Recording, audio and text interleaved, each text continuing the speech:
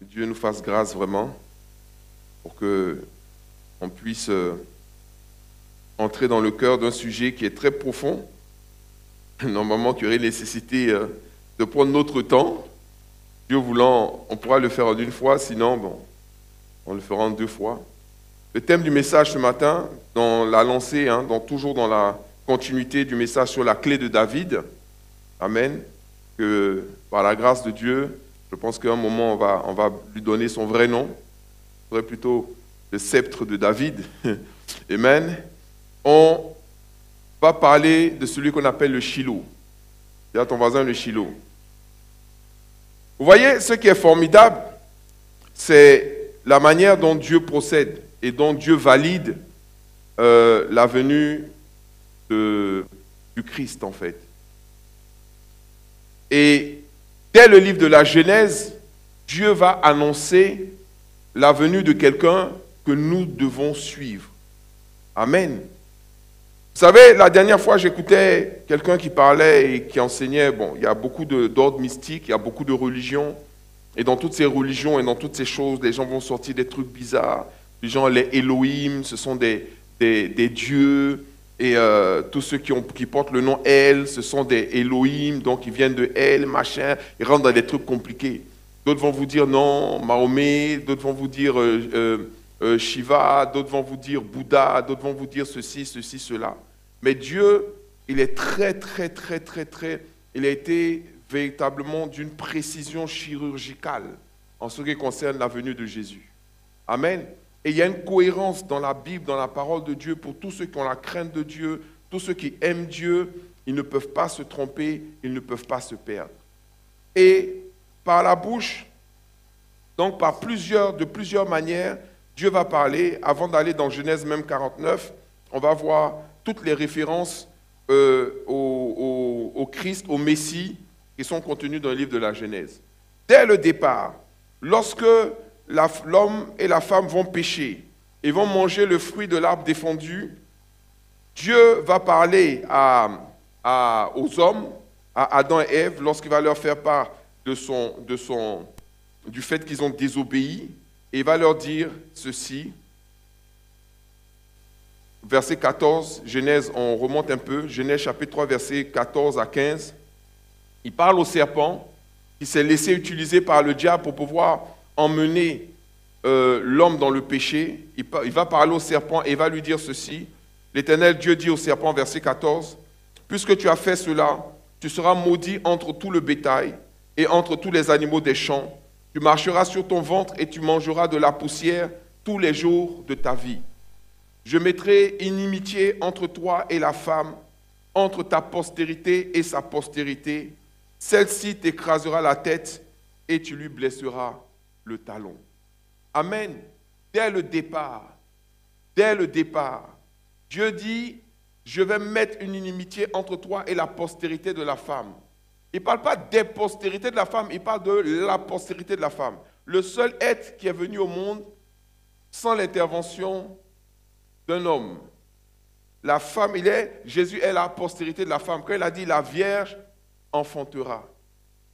Aujourd'hui, vous allez me dire qu'avec les techniques scientifiques, on peut permettre à une vierge d'enfanter. Oui, mais lui fera forcément une semence masculine.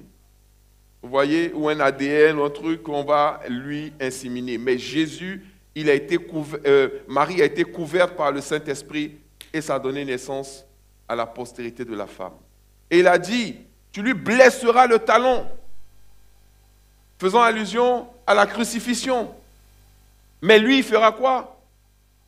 Il t'écrasera la tête. Alléluia. Donc, il y a un jour qui doit arriver où Jésus va écraser la tête de Satan. Amen. Et ça a été prophétisé dès le départ. Ce n'est pas quelque chose qui est venu après. Dieu n'est pas un rafistoleur. Dieu ne peut pas rafistoler. Je vais vous expliquer pourquoi. Parce qu'il connaît la fin de toutes choses depuis son commencement. Amen. Donc, il ne bricole pas en cours de chemin. Il ne se trompe pas. Aujourd'hui, le pape dit que oui, que la Bible s'est trompée par rapport à l'homosexualité, que c'était une question de saison, que maintenant il faut reconnaître que ceci, cela. Non, Dieu ne se trompe pas. Il ne se trompe jamais. En lui, il n'y a pas de variation ni d'ombre de variation. On ne peut pas réécrire. Pourquoi? Parce que ce qui est là est déjà parfait. Il l'a dit, il l'a annoncé. Donc, Jésus est la postérité de la femme. Le Christ est la postérité de la femme, annoncé depuis le commencement, depuis des millénaires. Deuxièmement, il est la postérité d'Abraham. C'est comme ça que tu vas retracer qui sera le Christ, qui est le Christ en fait. Dans Genèse chapitre 21, verset 12. Genèse 21, 12. Il parle à Abraham, il dit, mais Dieu dit à Abraham, que cela ne déplaise pas à tes yeux à cause de l'enfant et de ta servante. Accorde à Sarah tout ce qu'elle te demandera, car c'est d'Isaac que sortira une postérité qui te sera propre. Amen. Donc, il parle quand le problème de la traduction ici, c'est qu'on a, le mot prospérité, en fait, intervient à trop de niveaux. Il y a la postérité, mais la postérité physique. Puisqu'il dira au verset 13, je ferai aussi une nation du fils de ta servante, car il est ta postérité. Mais, quand tu lis bien ce passage, Dieu parle de la postérité d'Abraham, qui n'est pas plurielle. Amen. Qui est l'incarnation même de la raison pour laquelle Dieu a choisi Abraham. Et il a dit, à travers toi, toutes les nations de la terre seront bénies. Or, il y a une seule postérité à Abraham qui peut bénir toutes les nations de la terre. C'est le Christ. Parce que même David est la postérité d'Abraham aussi, mais il a béni Israël, il n'a pas béni toutes les nations de la terre en même temps. Amen. Et vous pouvez le voir, vous pouvez voir l'analyse de Paul dans Galates. Galates chapitre 3, verset 16. Galates 3, 16. On va y arriver. Il faut que tu connaisses le Shiloh. Il dit, Galates 3, 16. Il dit, or, bon, je vais lire à partir du verset 15, parce qu'il introduit de manière intéressante. Il dit, frère, je parle à la manière des hommes, une disposition en bonne forme, bien que faite par un homme, n'est annulée par personne et personne n'y ajoute. Ensuite, au verset 16, il dit, or, les promesses ont été faites à Abraham et à sa postérité. Il n'est pas dit et aux postérités. Donc, vous voyez, il parle de la postérité, pas des postérités. Parce que dans Abraham, il y a les postérités d'Abraham. Et puis, il y a la postérité d'Abraham. Il dit comme s'il s'agissait aux postérités, comme s'il s'agissait de plusieurs. Mais en tant qu'il s'agit d'une seule, et à ta postérité, c'est-à-dire à Christ. Amen. Donc, la postérité d'Abraham, qui est le père de la foi, c'est Christ, le Messie. Dis à ton voisin le Messie. Amen. Ensuite, dans Genèse encore, on va faire l'impasse sur les références bibliques. On aura l'occasion de, peut-être par la grâce de Dieu, de revenir dessus. On voit qu'il est aussi la postérité d'Isaac. Et on voit aussi qu'il est la postérité de Jacob. C'est comme si eux tous se retrouvaient dans une postérité. Amen. Et dans Genèse 49, maintenant, verset 10, donc Dieu parle à Jacob, et à travers la bouche de Jacob, il va prophétiser encore la venue du Messie.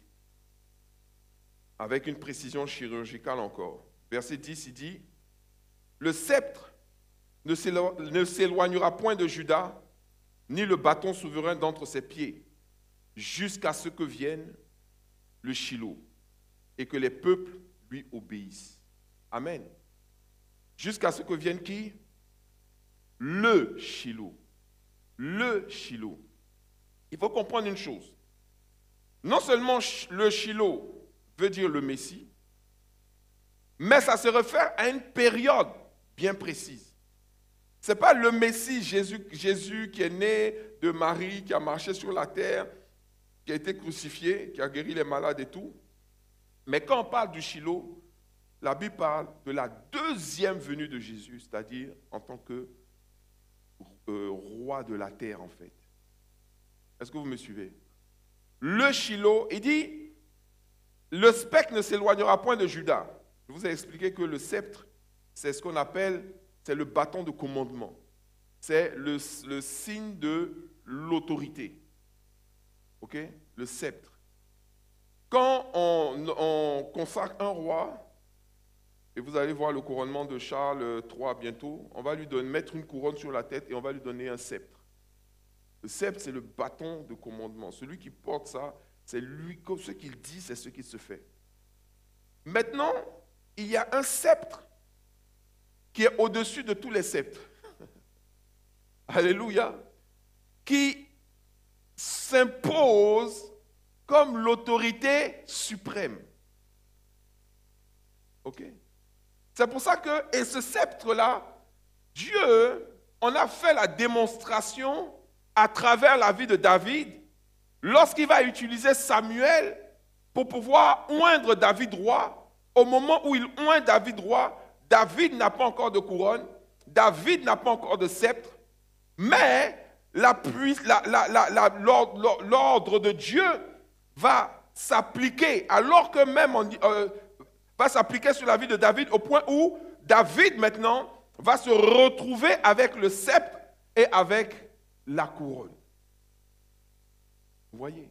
Il n'était pas d'abord roi et puis on lui a mis l'onction. Non, c'est parce qu'il a eu l'onction qu'il est devenu roi. Amen. Ce n'est pas pour rien que quand Jésus s'est présenté au monde dans Luc chapitre 4, il a fait référence au passage d'Ésaïe. Il a dit, l'onction du Seigneur est sur moi car il m'a oint. Le Shiloh, c'est le oint. Quand il vient avec l'autorité de Dieu. Et donc le sceptre qu'il a, et c'est très important parce que plus tard, il se révèle en tant que celui qui possède la clé de David, que ce qu'il ferme, personne ne peut ouvrir, et ce qu'il ouvre, personne ne peut fermer. Mais c'est pas, on ne parle pas de choses banales, ça s'applique non seulement aux choses élémentaires, mais aux choses aussi hautement spirituelles. Et c'est la raison pour laquelle j'en parle aujourd'hui, parce que je crois que l'autorité de Dieu doit s'appliquer dans notre vie tout au long de l'année 2023. Si tu le crois, dis Amen 3 fois, Alléluia.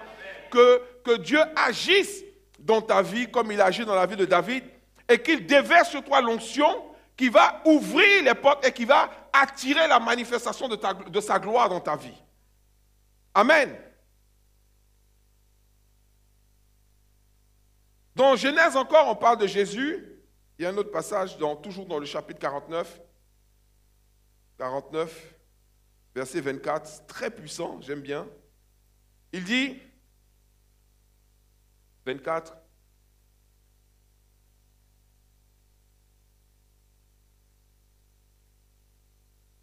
mais son arc est demeuré ferme et ses mains ont été fortifiées par les mains du puissant de Jacob.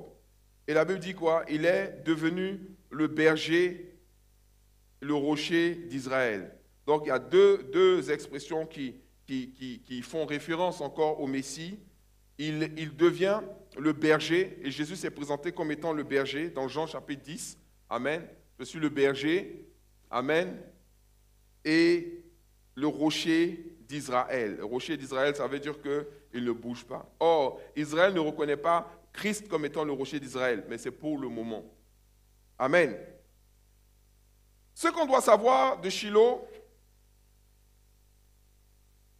parce que je vous ai dit, l'expression « jusqu'à ce que vienne le Shiloh », très important, parce que le Shiloh n'est pas encore venu. Nous avons vu venir Jésus-Christ, nous l'avons vu monter au ciel. Un ange a dit à ceux qui le voyaient monter au ciel, de la même manière que vous le voyez monter, de cette même manière-là, il va revenir.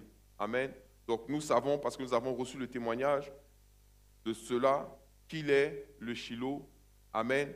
Qu'il est le Messie qui doit revenir sur la terre pour établir un règne millénaire. Amen.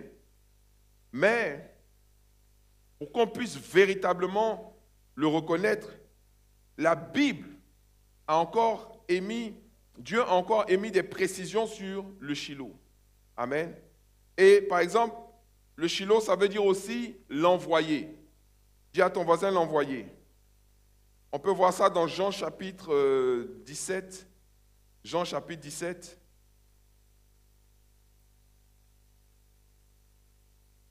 Verset 3, qui est un de mes versets préférés, très puissant, lorsqu'il parle aux enfants de Dieu, lorsqu'il enseigne ses disciples, il dit, « Or, la vie éternelle, c'est qu'ils te connaissent, toi le seul vrai Dieu, et celui que tu as envoyé. » Amen.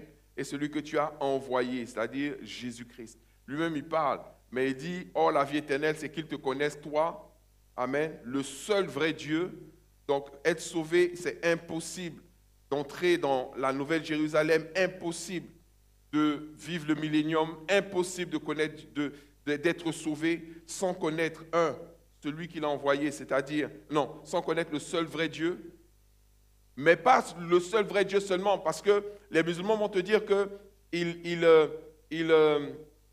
révèlent le seul vrai Dieu, qu'ils sont une religion monothéiste. Il y a beaucoup de religions monothéistes. Et ils vont vous dire, ils sont tous descendants d'Abraham, mais sauf qu'il y a Abraham, et puis dès Abraham, il n'y a pas la confirmation à travers Isaac, il n'y a pas la confirmation à travers Jacob, il n'y a pas la confirmation à travers David. Donc tu vois que déjà tu prends un chemin de traverse, parce que dès Abraham, tu vas sur Ismaël. Donc si tu connais Dieu, Dieu va te rappeler que non, le Shiloh, il a une trajectoire bien définie. Alléluia. Pour ça qu'on l'appelle le lion, d'abord, il est descendant d'Abraham, descendant de la branche d'Isaac, passe par Jacob, sort de la tribu de Juda. Amen. Descendant de David. Parce qu'on doit reconnaître qui a reçu le sceptre de l'autorité sur Israël. Et c'est David. Donc tu ne peux pas te tromper. On peut te parler de plusieurs sauveurs, de plusieurs personnes, mais la vie éternelle, c'est qu'ils te connaissent, toi, le seul vrai Dieu, mais pas n'importe quel vrai Dieu. Le Dieu qui a envoyé Jésus-Christ, le Messie.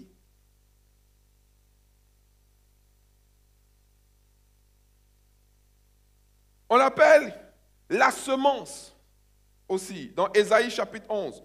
Le Shiloh, c'est la semence, je vous ai dit, non? Ou la postérité de la femme. Ésaïe, chapitre 11, verset 1. Il dit quoi? Puis un rameau sortira du tronc d'Isaïe, et un rejeton naîtra de ses racines. L'esprit de l'Éternel reposera sur lui, esprit de sagesse et d'intelligence, esprit de conseil et de force, esprit de connaissance et de crainte de l'Éternel. Il respirera la crainte de l'Éternel, il ne jugera point sur l'apparence, il ne prononcera point sur un oui-dire. Vous savez, quand Christ va nous juger, ce n'est pas les gens qui vont lui dire qui on est, ce qu'on a fait, ce qu'on n'a pas fait, ou ce genre de truc. Lui, il ne s'attarde pas sur les oui-dire. Il ne juge pas sur les oui-dire. Il ne juge pas sur l'apparence non plus. Il va dire, ah non, toi tu es bizarre, tu as l'air bizarre. Pourquoi tu as des boucles d'oreilles? Pourquoi tu as des dreads? Non, ce n'est pas ça. Vous voyez, quand Samuel a identifié David, il a dit, l'homme regarde à l'apparence, mais Dieu regarde au cœur. Mais le cœur dont on parle là, les gens pensent que c'est le cœur qui bat dans la poitrine. Non, Dieu regarde à l'esprit. Ton esprit dit tout de toi. Ton esprit est le plus puissant enregistreur du monde, ou la mémoire la plus puissante du monde. Tout ce que tu as connu en tant qu'être humain, depuis ta naissance jusqu'à ce que tu sois devant le Seigneur, est inscrit sur ton esprit. Tout ce que tu as vu a été enregistré. Tout ce que tu as entendu a été enregistré. Tout ce que tu as dit est enregistré. Il n'a pas besoin d'un oui-dire. Ton esprit, quand Dieu regarde un homme, il ne regarde pas son allure physique. Quand Dieu regarde un homme, il regarde le cœur. Le cœur, c'est l'esprit. Et c'est l'esprit qui parle. C'est pour ça que Un esprit en bonne santé, comment un esprit est en bonne santé? Un esprit est en bonne santé quand il est en contact avec le Saint-Esprit. Il n'y a qu'une seule entité capable de guérir, de nourrir, de fortifier, de restaurer, de rendre puissant l'esprit de l'homme, c'est le Saint-Esprit. Ce n'est pas un psychiatre, ce n'est pas un psychologue, c'est le Saint-Esprit. Il n'y a pas de technique pour ça, ce n'est pas l'alimentation, ce n'est pas le sport, c'est le Saint-Esprit. Et bien entendu, le Saint-Esprit est fortifié dans notre esprit par ce qu'on appelle les exercices spirituels. Mais l'esprit domine sur l'âme qui domine sur le corps. Mais il faut que, mais l'esprit a besoin de la, je ne dirais pas complicité, mais de la, non, vous dites plusieurs mots à la fois. Alors j'ai le mot sur la bouche. Il a besoin que l'âme coopère, de la coopération de l'âme. Voilà. Il a besoin de la coopération de l'âme. Pourquoi? Parce que l'âme, il est au milieu. OK? Et il a l'esprit d'un côté et il a la chair de l'autre. Les deux, la chair et l'esprit, sont diamétralement opposés, il dit. Ce que l'esprit aime, la chair n'aime pas. Ce que la chair aime, l'esprit n'aime pas. OK? Et l'âme est au milieu. C'est pour ça que tu vas dire, je suis tiraillé. Parce qu'il y a des moments où tu es plus tiré par l'esprit que par la chair. Il y a des moments où tu es plus tiré par la chair que par l'esprit. Et l'âme qui est au milieu, lui, sert en fait c'est l'organe de décision. C'est pour ça que David dit, je dis à mon âme. C'est pour ça que Paul dit, je tiens ma chair assujettie. C'est là que tu vas déterminer dans ton âme, je choisis, je décide de vivre et de marcher par l'esprit. J'ai envie de manger, mais aujourd'hui je vais jeûner. J'ai envie de regarder une série Netflix, mais aujourd'hui je vais méditer et prier.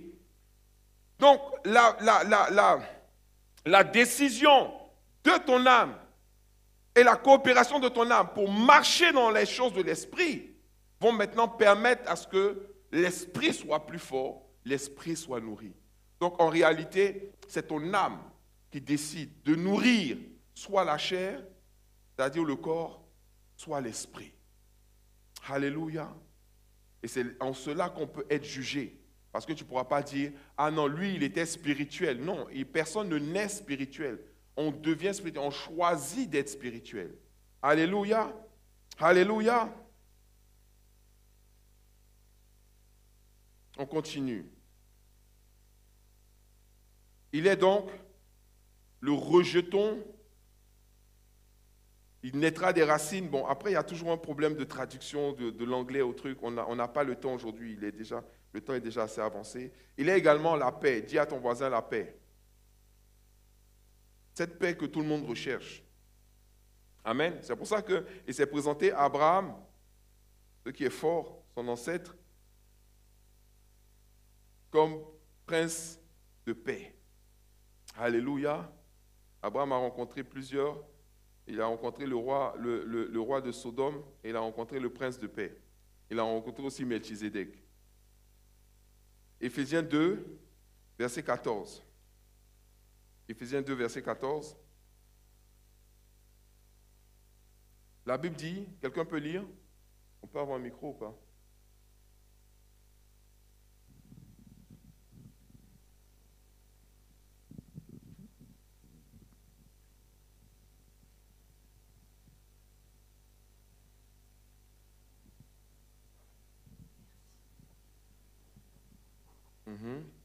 Éphésiens 2, verset 14. Oui. Car il est notre paix. Oui. Lui, des deux, n'en a fait qu'un. Lui qui? Lui qui des deux, oui, pardon. Lui qui des deux, n'en a fait qu'un. Et qui a renversé le mur de séparation. Il a fait quoi? Il a renversé le mur de séparation. L'inimitié. OK. Ayant anéantir par sa chair la loi des ordonnances dans ses prescriptions, afin de créer en lui-même avec les deux un seul homme nouveau, en établissant la paix. Alléluia. Amen. Vous savez de quoi il parle ici? Il parle justement de la séparation entre, on parle de la séparation entre la chair et l'esprit. Il dit, c'est pourquoi vous, autrefois païens, verset 11, dans la chair, appelés incirconcis par ceux qu'on appelle circoncis, et qui le sont en la chair par la main de l'homme, souvenez-vous. Donc il parle, les Juifs disent que eux, ils sont un peuple à part, parce qu'ils sont circoncis. Mais vous savez de quelle circoncision ils ont? Ils ont une circoncision qui est faite par la main de l'homme. Donc on parle de la circoncision de l'homme, c'est-à-dire qu'ils ont été circoncis. Circoncis, ça veut dire quoi? Que j'accepte de souffrir dans ma chair pour pouvoir me rapprocher de Dieu. Est-ce que vous comprenez ce que veut dire la circoncision? C'est-à-dire que tu vas te couper, on va te couper le prépuce, c'est-à-dire quand Dieu a demandé la circoncision à Abraham, Abraham était déjà fort avancé en âge. Donc, ce n'était pas une petite souffrance qu'on fait, quand tu coupes le prépuce d'un enfant de 8 jours, je suppose qu'il a mal, mais il ne s'en rappelle pas plus tard. Mais un adulte, lorsqu'il fait ça, c'est la circoncision. Ça veut dire, je renonce à quelque chose pour pouvoir saisir et embrasser quelque chose, pour embrasser Dieu. Donc, Dieu demande à Abraham la circoncision, qu'il coupe, qu'il reçoive une douleur pour dire que non, ma chair va être sous le contrôle de mon âme. Et c'est là que se fait la différence entre les circoncis et les incirconcis. Un incirconcis, je veux dire spirituel bien entendu, il se laisse conduire par sa chair. Un circoncis se fait conduire par l'esprit. Donc ici il va dire ceci, c'est pourquoi vous autrefois païens dans la chair, appelés incirconcis par ceux qu'on appelle circoncis, et qui le sont en la chair, mais comment? Par la main de l'homme. Il dit les circoncis qui sont circoncis par la main de l'homme sont toujours dans la chair. Souvenez-vous que vous étiez en ce temps-là sans Christ, privés de droit de cité en Israël, étrangers aux alliances de la promesse. Donc vous étiez étrangers aux alliances de la promesse, sans espérance et sans Dieu dans le monde. C'est à travers Christ que nous héritons des promesses. C'est à travers Christ que nous avons un Dieu, et c'est à travers Christ que nous pouvons espérer. Alléluia. Sans espérance et sans Dieu dans le monde. Même maintenant en Jésus-Christ, vous qui étiez jadis, vous suivez? Ça dit quoi? Éphésiens 13, mais maintenant en Jésus-Christ, vous qui étiez jadis, éloignés, vous avez été quoi? Vous avez été rapprochés par quoi? Par le sang de Christ. Par le sang de Christ. Nous qui étions éloignés, nous avons été rapprochés par le sang de Christ. Et c'est là qu'on voit le passage que notre sœur a lu tout à l'heure. Car il est notre paix. Dis, il est ma paix. Il est ma paix. Alléluia. Lui qui des deux n'en a fait qu'un et qui a renversé le mur de séparation, c'est-à-dire il a brisé le mur qui nous séparait de Dieu à travers justement cette chair, ayant anéanti par sa chair. Et pour cela, il a dû souffrir dans sa chair lui-même pour que nous qui marchions dans la chair, nous puissions maintenant, ayant anéanti par sa chair la loi des ordonnances dans ses prescriptions, afin de créer en lui-même, donc en lui Jésus l'a créé, avec les deux, un seul homme nouveau. Ça veut dire quoi? C'est lui qui a introduit la nouvelle naissance aussi, amen, en établissant la paix. Tu peux lire la suite, verset 16? Oui. Et de les réconcilier, oui, l'un et l'autre, oui, en un seul corps, oui, avec Dieu, par la croix, oui, en détruisant par elle l'inimitié. L'inimitié. Donc vous voyez, il y a une délivrance. L'inimitié dont on parle, c'est inimitié entre la chair et l'esprit. Donc quelqu'un aurait pu dire, donc il est impossible de vivre dans la chair, mais être un homme spirituel. La Bible dit que Jésus a fait quoi? Il a détruit cette inimitié à la croix. À travers la croix, et grâce à la croix, tu peux vivre dans une chair tout en étant spirituel. C'est Jésus qui a permis cela. C'est pour ça qu'il n'y a de salut qu'en lui. Vous voyez toutes les religions, tu peux t'asseoir. Vous voyez toutes les religions là qui nous entourent. Il ne peut qu'y avoir qu'hypocrisie. Parce qu'il y a la loi. mais tu n'as pas la capacité, tu n'as pas l'aide, tu n'as pas le soutien, tu n'as pas l'onction, tu n'as pas la puissance pour pouvoir vivre selon cette loi-là.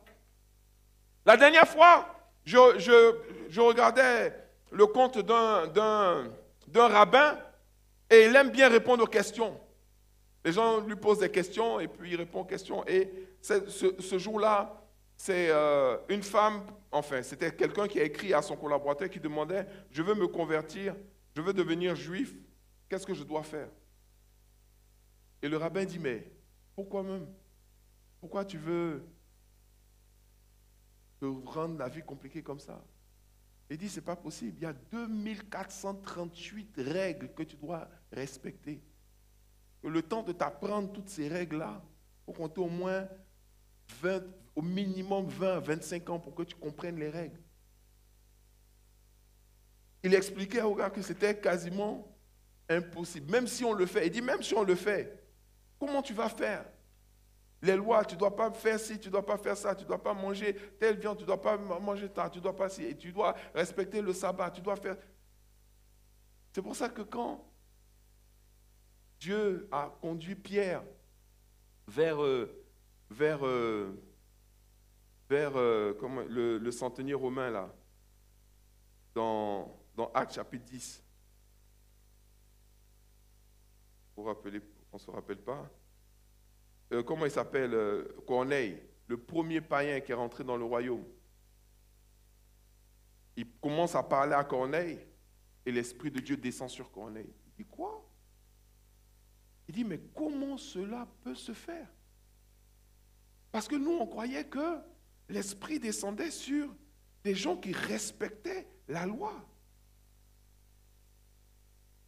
Or, la loi nous montre que notre chair est incapable de respecter la loi.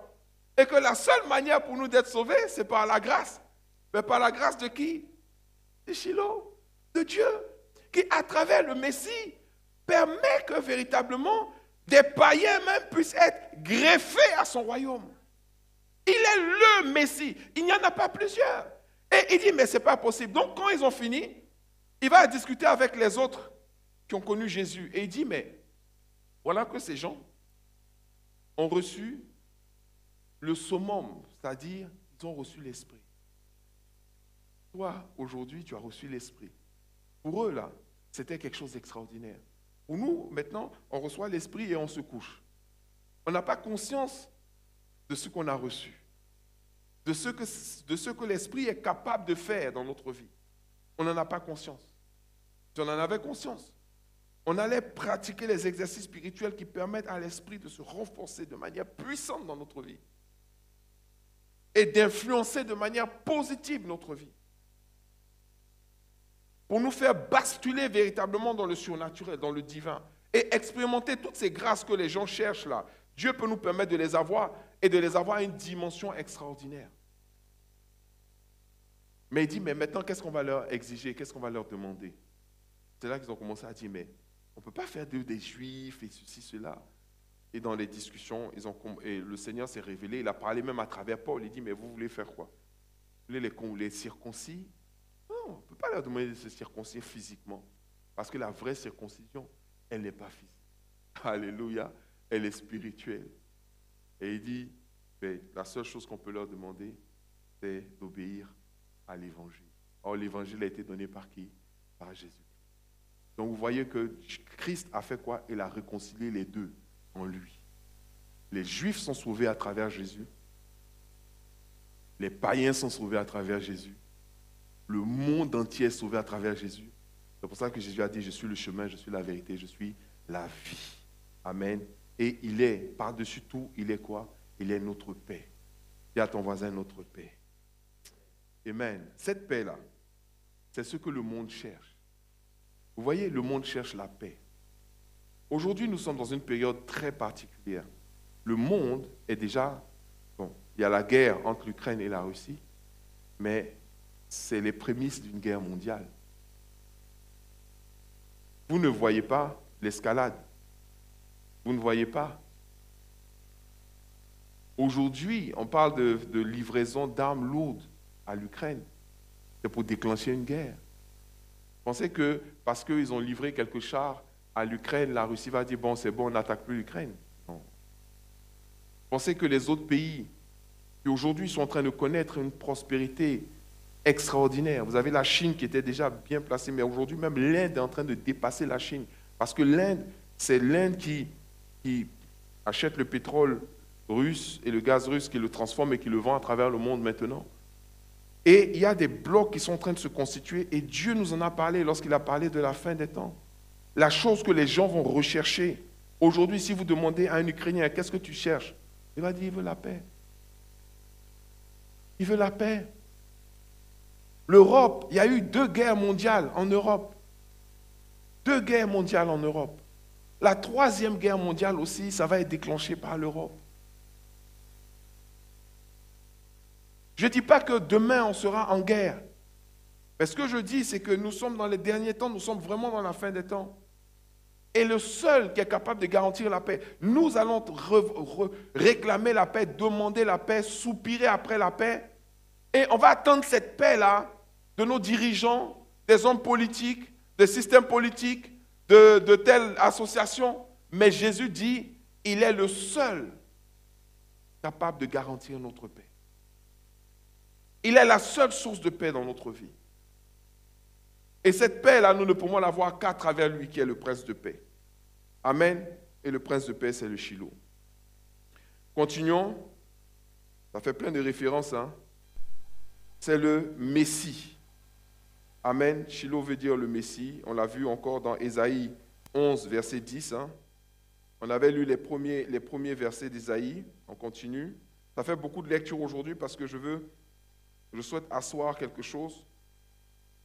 La révélation, on a eu un peu de retard, mais bon, je fais grâce. Ésaïe 10, 11 plutôt, Ésaïe 11, Ésaïe 11, verset 10, où il parle, voilà, on va lire plus haut, comme ça va m'éviter de lire d'autres chapitres en bas. Il parle du règne de ce Messie.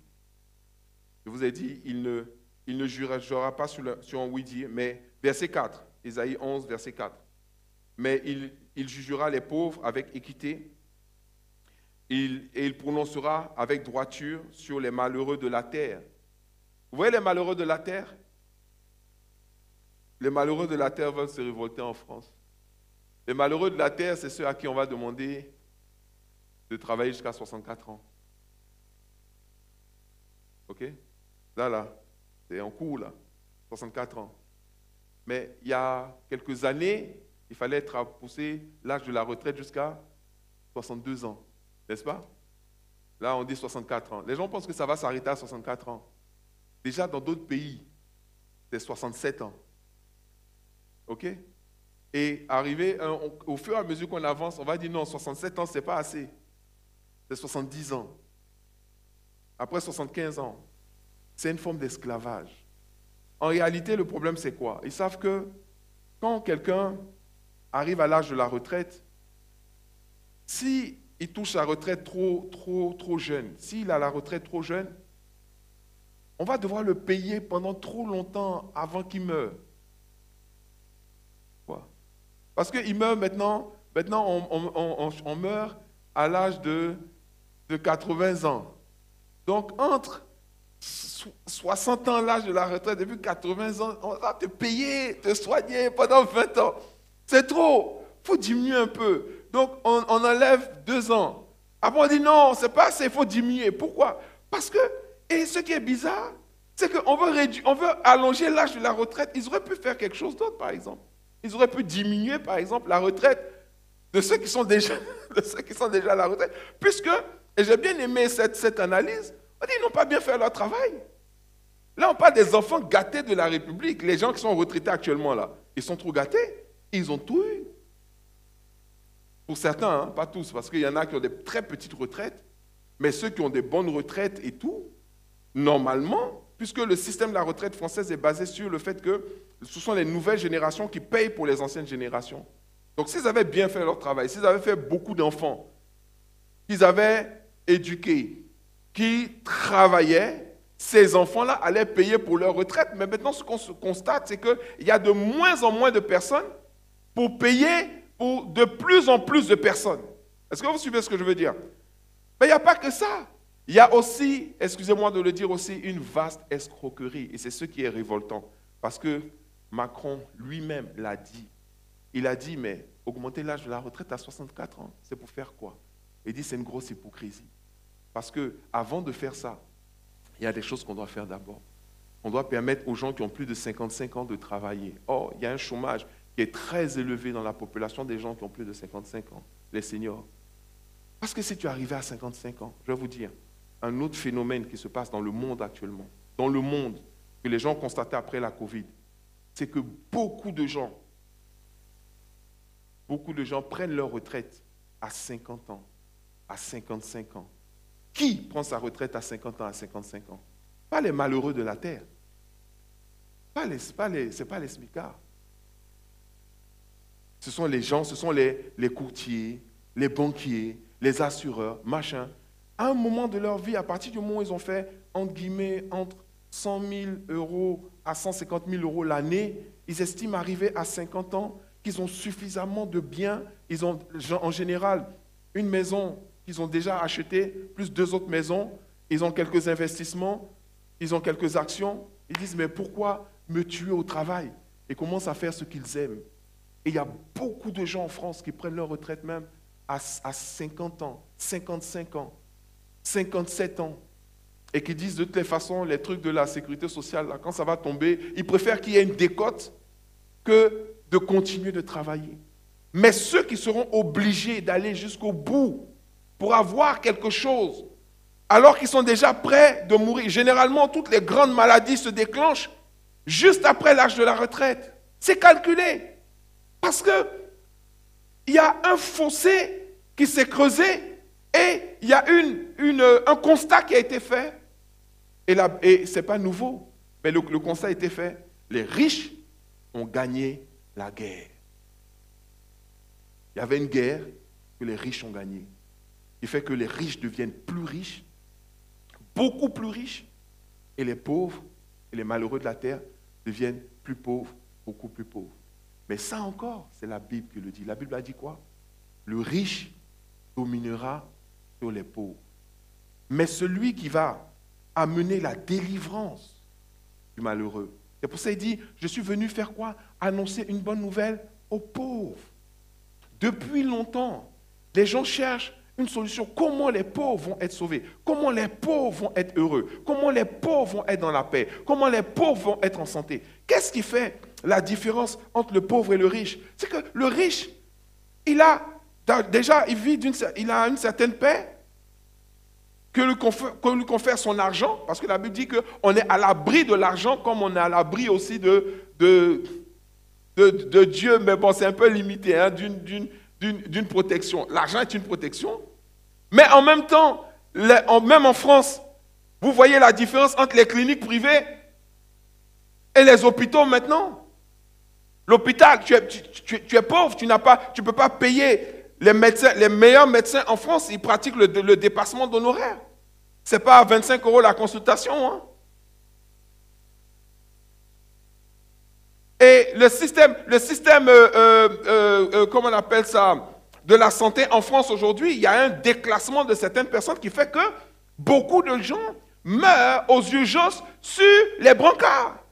Tu peux faire 6 heures dans une urgence, personne même ne vient chercher à savoir même qu'est-ce qui se passe.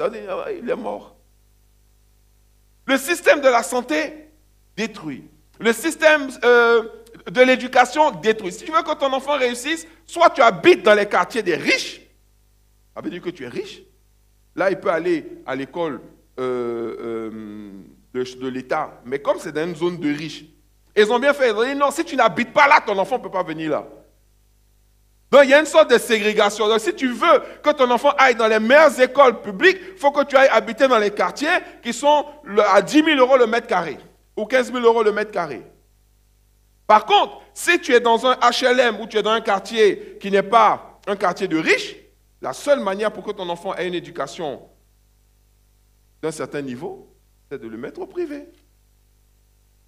Qui peut payer le privé? 600 € par mois, 800 € par mois, 1000 € par mois. Qui peut? C'est les riches. Donc, ne vous y trompez pas. Il n'y a pas de salut dans la politique, dans les systèmes, que ce soit social ou capitaliste, ou droite ou gauche, ou milieu, ou UPS, ou je ne sais pas quoi, pour le malheureux. Le seul qui est capable de sauver le malheureux, c'est le Christ. C'est pour ça que, même, je disais, au niveau de la traduction, paix, en fait, ce n'est pas seulement paix. Quand Dieu parle de paix, quand on parle du prince de Salem, Salem, ce n'est pas seulement la paix, c'est la paix et la prospérité. Parce que Dieu a déjà établi le fait que tu ne peux pas être en paix si tu n'es pas prospère. Et la paix est la racine aussi de la prospérité. Pour que tu prospères, il faut que tu sois en paix. Or, Christ est le prince de la paix. C'est lui qui peut t'installer dans un état de contentement, de santé, de bénédiction, de grâce, qui te permet de prospérer. Alléluia. J'ai une bonne nouvelle pour les pauvres.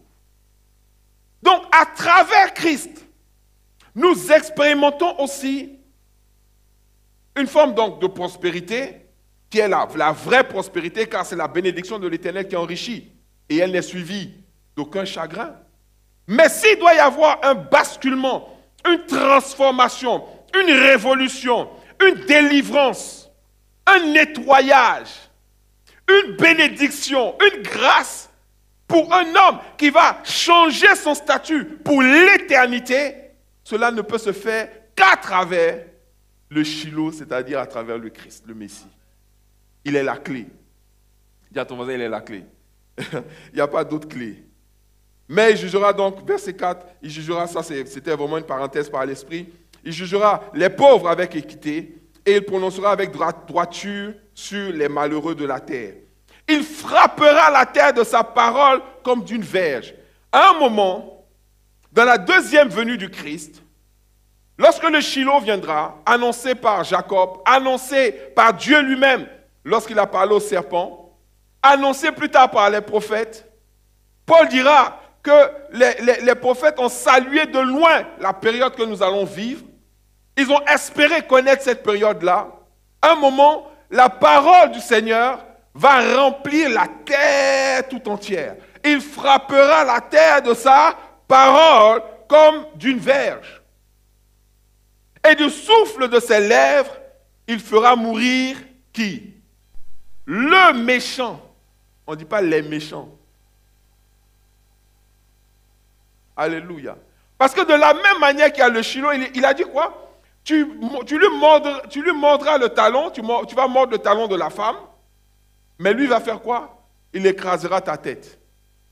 Donc, l'antichrist est déjà là. L'antéchrist est déjà là. Antichrist, ça n'existe pas. C'est antéchrist, celui qui vient après le Christ. Okay? Il est déjà là. Okay? Et la Bible dit qu'il sera anéanti par le souffle, par l'avènement de Jésus-Christ. Donc même dans Ésaïe le dit clairement. Or, Ésaïe, il écrit ça près de 4000 ans avant l'évangile que nous avons connu. Donc il n'y a pas de tripatouillage. L'histoire, elle est claire. Et c'est là maintenant qu'il commence à décrire le règne de Shiloh. La justice sera la ceinture de ses flancs, la justice. Et la fidélité, la ceinture de ses reins. Amen. Il ne va pas te dire une chose, il ne va pas te dire non, la retraite à 64 ans, c'est hypocrite. Et après, il va te dire non, il faut la retraite à 64 ans parce que ça va permettre d'aider des gens qui ont des retraites de 800 €, ils vont passer à 1000 €, à 1200 €. C'est une manière de diviser les gens, de mélanger les gens. La vraie question, c'est comment est-ce que lui, il va pouvoir introduire 64 ans et celui qui va suivre après ou juste après va introduire les 67 ans et ensuite 70 ans. Si toi, tu comptes sur la retraite de l'État pour pouvoir te reposer, c'est que tu t'es mal trompé en fait. Oublie ça, parce qu'un jour, ça va disparaître. C'est un système qui n'est pas viable. Même le système américain, oubliez ça. On dit quoi? Les fonds de retraite vont collapser, ça va tomber. Même cette histoire, je vais vous dire une chose. Que Dieu nous fasse grâce. Concernant cette guerre-là, le problème, s'ils avaient senti ce qui venait, ils auraient tout fait pour ne pas qu'il y ait de guerre. Okay? Ils allaient faire respecter ce qu'on appelle les accords de Minsk et ils allaient demander à l'Ukraine de se calmer. Ils allaient décréter que jamais l'OTAN n'allait aller en Ukraine et qu'ils allaient respecter en fait une ligne de débarcation entre la Russie et l'Europe. Ils se sont crus malins. Surtout notre gars là, il s'est cru malin. Il a voulu faire passer Poutine pour un zinzin. Sauf que ils croyaient qu'ils allaient écraser la Russie. Ils ont poussé le gars à bout jusqu'à ce qu'il déclenche la guerre. Même à ce moment-là, ils pouvaient encore régler le problème. En les obligeant à discuter, ils ne déclenchaient pas les sanctions. Ils disaient non, écoutez, on pourrait trouver un accord et ce genre de truc. Le problème, c'est qu'ils ont été tellement prompts parce qu'ils ont cru qu'ils allaient régler le problème de la Russie en 2 mois. Vous avez entendu Bruno Le Maire, non? On va provoquer l'effondrement de l'économie russe. On a fait une liste de sanctions qui vont mettre à terre l'économie de la Russie. Déjà, et Macron est venu même une fois, il a dit les fruits même, on commence déjà à voir les fruits. Il y a une dévaluation, il y a ceci, il y a cela. Ils commençaient à parler comme ils ont l'habitude. La dernière fois, je regardais même les contributions à l'Ukraine en termes de guerre. La France contribue à 0,5% de l'armement de l'Ukraine. Et au fait, quand tu les écoutes, on dirait que c'est eux-mêmes qui fournissent les Ukrainiens. Alors qu'ils ne comptent pour rien même. Rien. Les Ukrainiens même, ils ont mis même Biden, même Erdogan a plus de côtes en Ukraine que Macron. C'est juste extraordinaire. Et ils ont poussé ce truc-là jusqu'à ce qu'ils ont commencé maintenant, ils ont dit non, ils vont fournir des mitraillettes. Après, nous, ils vont fournir des balles. Après, ils vont fournir ceci, ils vont fournir... Finalement, ils se sont retrouvés, je vous dis, on est dans la guerre. La seule chose, c'est que beaucoup ne savent pas encore, mais on est déjà dans la guerre. Donc, qu'est-ce qu'ils se disent? Ils se disent, comme on est déjà dedans, allons jusqu'au bout. Allons franchement. Comme ça va vite finir, parce que la situation de l'Europe actuellement n'est pas tenable. Quelqu'un disait, oui, mais aujourd'hui, la Russie est endettée à hauteur de 47 milliards. Et le gars qui lui répond, mais la France à hauteur de 3 000 milliards. Et les États-Unis de 300 000 milliards. Qui a plus de crédit que l'autre? Qui est financièrement plus aux abois? Ils sont aux abois. Regardez, l'Angleterre dit, on va fournir des chars. Les infirmières grèvent en Angleterre parce qu'ils n'ont pas de quoi s'occuper, soigner les malades. Même en France aussi, il y a des grèves dans le milieu médical. L'Europe est en train de s'effondrer à cause de cette bêtise-là de permettre la guerre entre la Russie et l'Ukraine. Le problème, c'est quoi? Vous croyez que ça va finir? Non. La Chine va ouvrir un autre front. La Chine va ouvrir un front à Taïwan parce que c'est le meilleur moment. Quand tout le monde sera engagé contre la Russie en Ukraine, parce que vous pensez, my God, c'est juste incroyable. Tout ce que Dieu a dit est en train de s'accomplir.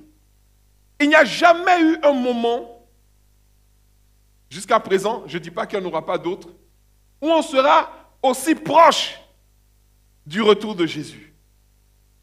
Vous savez pourquoi? Parce que l'humanité tout entière attend avec un ardent désir la manifestation des fils de Dieu. Ce sont les gens qui vont crier, mais Seigneur, où es-tu? Où es-tu? Reviens, Jésus revient. Je dis, jusqu'à présent, tu demandes à un chrétien ou à une chrétienne, tu veux que Jésus revienne? Sérieusement, la personne va dire, n'a qu'à attendre un peu. Au milieu du Covid, là, certains voulaient qu'il revienne, mais ça s'est calmé. On a eu la 9e vague, là.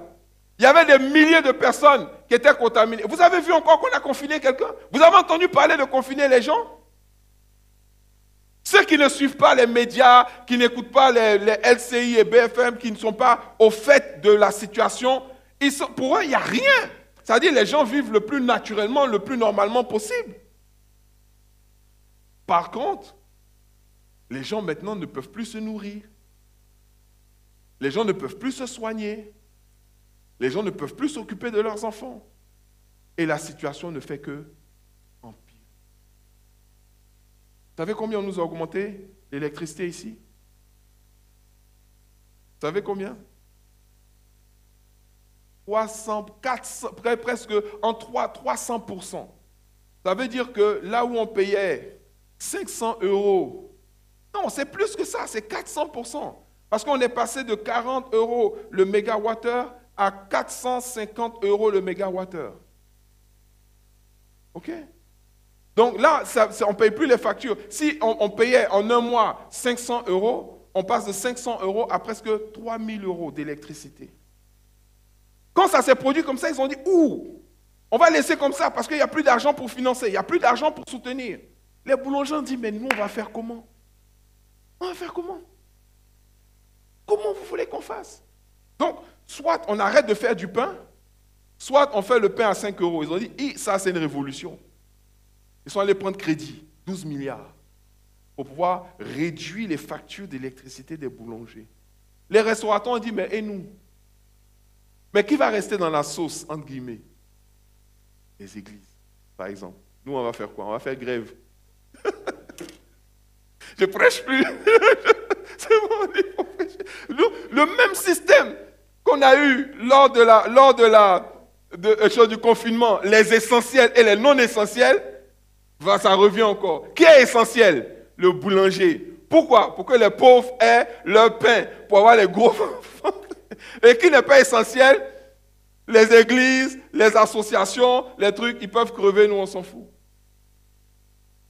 Parce que vous avez des entreprises qui sont plus exposées, tous ceux qui ont besoin d'électricité pour fonctionner sont exposés, et puis ensuite vous avez d'autres, par exemple les assureurs, ils ont juste besoin d'allumer 2 lumières, de brancher leurs ordinateurs, donc même si, et puis ils gagnent beaucoup d'argent par rapport à leur contrat. Ils vont augmenter, tout va augmenter. Pourquoi? Parce que l'énergie a augmenté. Donc vous voyez, nous sommes dans une spirale, et je vous ai dit, dès le début du Covid, je vous ai dit, l'objectif de l'Antéchrist, c'est de mettre les nations du monde en faillite. Et nous sommes en plein dedans.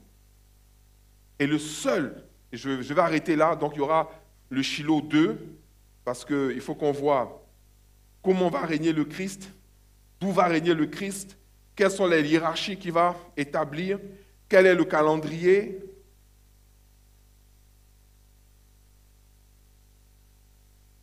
Allô? Toutes ces choses dont nous n'avons pas pu parler. Mais ce que je veux vous dire que la seule manière de ne pas se tromper, c'est de suivre Jésus.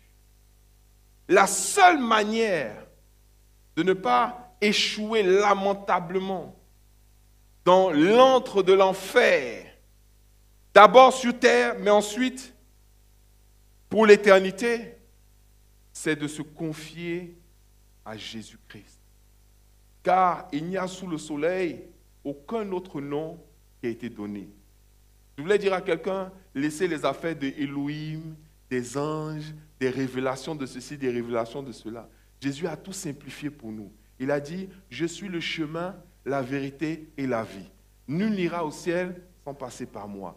Donc, moi, je suis Jésus. Je me soumets à son autorité, à sa direction. Quelles sont ses instructions? Tu aimeras ton Dieu de toutes tes forces, de toutes tes pensées, de toute ton âme. Et tu aimeras ton prochain comme toi-même. C'est aussi simple que ça. Et après, allez et faites des nations des disciples. Alléluia. Priez, jeûnez, servez vos dieux, aimez votre Seigneur, demeurez sous sa protection. Et vous verrez sa gloire se manifester dans votre vie. On va se lever, on va prier le Seigneur. Alléluia. Alléluia.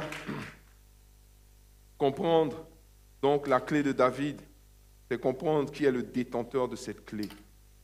Il y a le Christ qui nous a été annoncé et il y a le Shiloh qui est à venir, le Messie. Alléluia, le lion de la tribu de Juda, celui qui va rétablir l'amour. Bon, on n'a pas lu la suite, mais à un moment, il te disait que le lion va manger avec l'agneau, ils vont dormir ensemble, il y aura des trucs extraordinaires. C'est-à-dire, Jésus, lorsque le Shiloh va établir son règne, il va emmener le monde dans une dimension de paix et de satisfaction que personne n'a encore pu faire. Amen. Et il a dit, excusez-moi, mais bon, on va lire ça pour prier justement dans Apocalypse chapitre 20.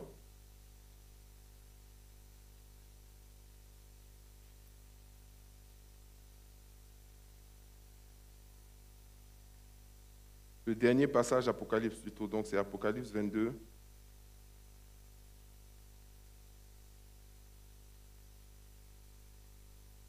Apocalypse 22, verset 16. On va revenir dessus, parce que c'est important de comprendre, mais on va finir en beauté, on va finir bien. Apocalypse 22, 16. Il dit, « Moi, Jésus, j'ai envoyé mon ange pour vous attester ces choses dans les églises. Je suis le rejeton et la postérité de David, l'étoile brillante du matin. » Si vous avez les versions où les paroles de Jésus sont écrites en rouge, c'est certainement écrit en rouge. Parce que c'est Jésus lui-même qui parle. Il dit, « Moi, Jésus, j'ai envoyé mon ange pour vous attester ces choses dans les églises. Je suis le rejeton et la postérité de David. Je suis l'étoile brillante du matin. » Amen. Et l'esprit et l'épouse disent, « Viens. » L'esprit et l'épouse disent, « Viens. » L'épouse, c'est qui? C'est l'Église. L'esprit dit, c'est l'Esprit de Dieu. Il dit, viens. L'épouse aussi dit, viens. Il faut que l'Église dise au Seigneur, Seigneur, viens. Amen. Et que celui qui entend dise, viens. Et que celui qui a soif vienne. Que celui qui veut prenne de l'eau de la vie gratuitement. Il dit au verset 18, je déclare à quiconque entend les paroles de la prophétie de ce livre. Si quelqu'un y ajoute quelque chose, Dieu le frappera des fléaux décrits dans ce livre. Et si quelqu'un retranche quelque chose des paroles du livre de cette prophétie, Dieu retranchera sa part de l'arbre de la vie de la ville sainte, décrit dans ce livre. Celui qui atteste ces choses dit, oui, je viens.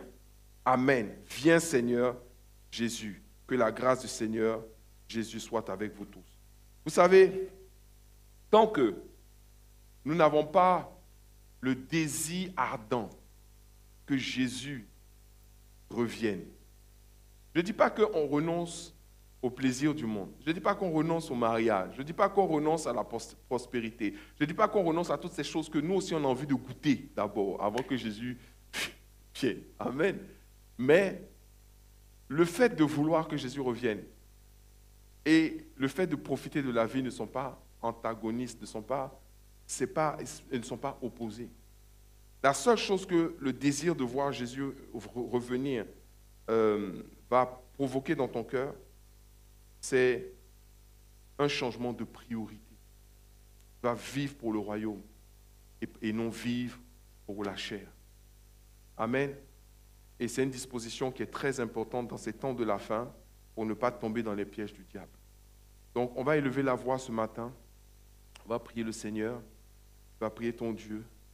Et tu vas l'inviter véritablement, avant même qu'il se manifeste de manière glorieuse et générale sur cette terre, tu vas lui demander de se manifester de manière glorieuse dans ton cœur et dans ta vie. Alléluia. Dans ton cœur et dans ta vie. Que tout ce que tu as déjà, tout ce qu'il a déjà commencé à faire, tout ce qu'il a déjà commencé à accomplir dans ta vie, que toutes ces choses soient sous son contrôle, sous son autorité. Que Dieu mette de l'ordre dans ta vie. Que Dieu rende ta vie bénissante, une source de bénédiction. Que le Seigneur établisse sa paix dans ton cœur et dans ta vie. Au nom de Jésus, élève la voix. Élève la voix. Élève la voix. Élève la voix.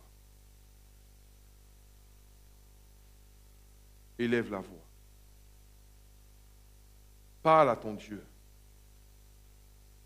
Je sais que tu traverses des moments, pour certains, vous traversez des moments difficiles. Je sais qu'il y a des combats terribles. Je sais que le diable se lève et fait la guerre aux enfants de Dieu. Il fait la guerre à ta famille. Il fait la guerre à tes enfants. Il fait la guerre à ta vie. Il ne veut pas que tu puisses même t'installer dans une dimension de paix, d'amour et de paix, de prospérité. Mais Dieu, le Seigneur, il veut établir cette atmosphère dans ta vie. À commencer par ton cœur. Que ton cœur soit inondé de l'amour de Dieu et de l'amour de ton prochain, au nom de Jésus. Élève la voix, demande à Dieu, Seigneur, inonde mon cœur de l'amour de Dieu et de l'amour de mon prochain. Que toute suspicion soit bannie. Que toute suspicion soit bannie. Que toute œuvre de l'ennemi pour mettre fin, pour supprimer l'amour dans mon cœur soit détruite au nom de Jésus. Alléluia. Élève la voix et prie ton Dieu ce matin. Élève la voix et prie ton Dieu. Combat le combat de l'amour jusqu'à la fin. La Bible dit que dans les derniers temps, l'iniquité sera tellement accrue que l'amour du plus grand nombre refroidira. Aujourd'hui, quand vous regardez certaines chaînes de télévision, vous voyez ce qu'on appelle la propagande de la haine. C'est-à-dire que je n'ai jamais vu en France, je pense que ça devait être la même chose lorsqu'ils se sont alliés avec les Allemands pour pouvoir attraper les Juifs et les déporter en Allemagne. Là, aujourd'hui, les nouveaux Juifs, c'est les Russes maintenant.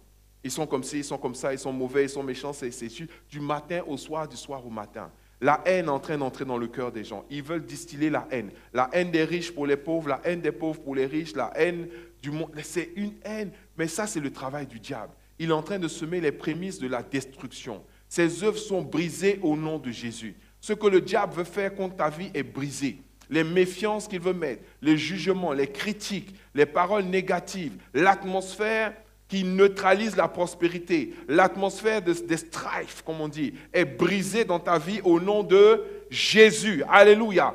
Et l'amour naît dans ton cœur. Alléluia. Naît dans ton cœur. L'amour prend le dessus, prend le contrôle au nom de Jésus. L'amour dans ton cœur, l'amour pour ton Dieu, l'amour pour ton prochain. Maintenant, tu vas prier que le prince de paix s'établisse dans ta vie, dans chaque domaine. Tu connais les domaines dans ta vie où tu veux voir la paix de Dieu remplir cet aspect. La paix de Dieu remplir ce domaine. La paix de Dieu s'établir de manière définitive. Que tu ne sois plus menacé, que tu ne sois plus désemparé, que tu ne sois plus seul. Que cette paix s'installe et prospère dans ta vie. Au nom de Jésus. Au nom de Jésus. Et maintenant, tu vas prier pour la prospérité. Le monde, en fait, le diable a décidé une chose. Tu ne peux réussir sur la terre que si tu te prosternes devant lui. C'est ce qu'il a décidé. C'est ce qu'il a organisé comme projet. C'est pour ça que quand Jésus est venu et qu'il a fait ses 40 jours de jeûne, le diable lui est apparu, lui a dit, si tu te prosternes devant moi, je te donnerai toutes les richesses de la terre. Et même Abraham, il a dit, tu veux prospérer sur la terre? Oh, moi, je te donne la prospérité, toi, donne-moi les hommes. Abraham a refusé. Il y a une manière de prospérer sur la terre sans la bénédiction du diable, sans l'approbation du diable, parce que le diable ne peut pas te bénir. Le diable ne peut que te donner une forme de bénédiction. Mais la vraie prospérité, elle vient de l'Éternel. Alléluia, elle vient de notre Dieu. Et il n'est pas mauvais, il n'est pas satanique, il n'est pas négatif lorsque tu as l'amour, lorsque tu as la paix, de vouloir la prospérité. Parce que c'est cette prospérité qui te permettra de pouvoir diffuser cet amour et diffuser cette paix. Alléluia.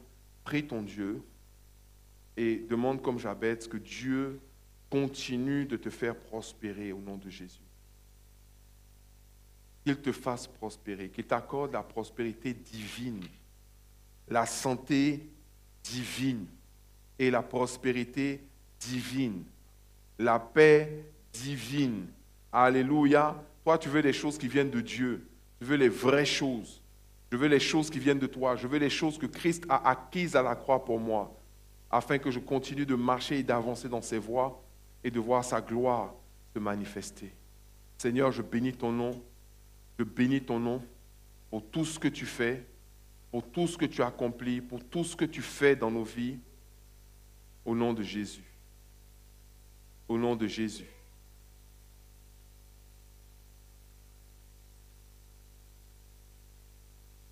Au nom de Jésus. Alléluia. Oh Rabba Santa Rabba Kataria Bajentere Masokaya.